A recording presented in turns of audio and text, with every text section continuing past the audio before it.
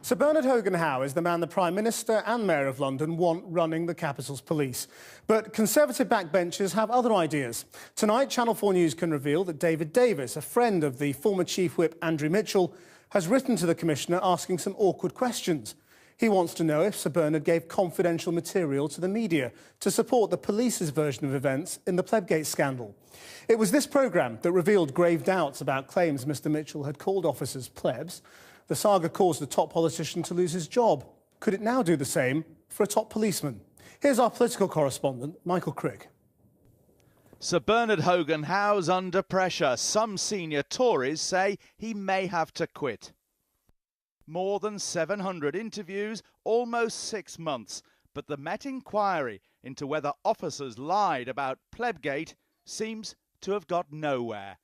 But there are big questions as to whether the Met Chief himself broke the rules. In contention is what Sir Bernard Hogan-Howe said in a series of all-purpose media briefings that he gave to crime correspondents and other reporters at the end of March. In particular, did Sir Bernard leak the overall thrust and conclusions of the Yard's files sent to the Crown Prosecution Service on Operation Alice, their investigation into the so-called Plebgate affair? Worse still, did Sir Bernard leak information in such a way as to spin the story in favour of himself and his officers? On Monday the 25th of March, he met 3 journalists from The Times. Tuesday, he spoke to correspondents from The Guardian and 4 other outlets. 2 days later, Thursday, Scotland Yard announced they'd sent their initial file on the case to the CPS. And that Friday, The Times published a front-page story saying the Met inquiry had found no evidence that Downing Street police officers lied. That was written by 2 reporters who'd gone to Hogan-Howe's Monday briefing. The same day, The Guardian's Sandra Leville, who'd been at the Tuesday briefing, said the file passed to the CPS contains no evidence that officers lied about an altercation with the former Chief Whip, Andrew Mitchell.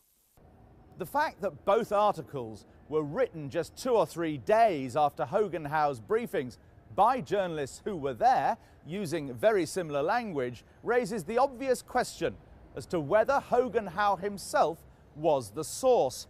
Police files sent to the Crown Prosecution Service are regarded as restricted documents, and it's an extremely serious matter for any policeman to leak their contents to the press. The Tory MP David Davis, who's a close ally of Andrew Mitchell, was immediately suspicious and began to submit a series of freedom of information requests to get at the truth. Among the documents released to Davis is a letter Hogan-Howe sent a few days ago to Stephen Rimmer, head of crime at the Home Office. Hogan-Howe wrote about his briefings. It is not normal practice for me to see our investigative files, and I can say categorically that I have not seen the file relating to Operation Alice. Therefore, I was not in a position to brief on the contents. I am briefed on the broad progress of an investigation. Hogan-Howe admits, though, he did discuss Operation Alice with the journalists in terms of the reputational damage of the Mitchell story, and says his press briefings were held on the strict understanding that they were not for publication. But the Metropolitan Police Commissioner's letter doesn't specifically deny he said something which might have caused the reporters to write what they did. So, last Friday, David Davis shot back with tougher questions, asking Hogan-Howe, "Can you tell me categorically whether you said anything to those journalists that could have led them to write the stories that appeared in the Times and Guardian? In particular, did you give them any grounds whatsoever to write that there was no evidence that police officers had lied?" Davis adds that Hogan-Howe's admission that no notes were taken of the briefings is a serious breach of the guidance that you issued to your own officers in May of last year. In January, MPs on the Home Affairs Committee were dismayed Hogan-Howe had been so quick to defend his officers over Plebgate, yet didn't seem interested in finding the truth.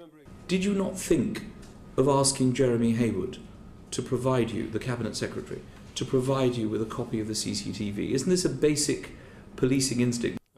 The Met chief can expect more tough questions on his briefings for journalists when he meets the committee later this month. And the story could well come up at Home Office questions in the Commons tomorrow.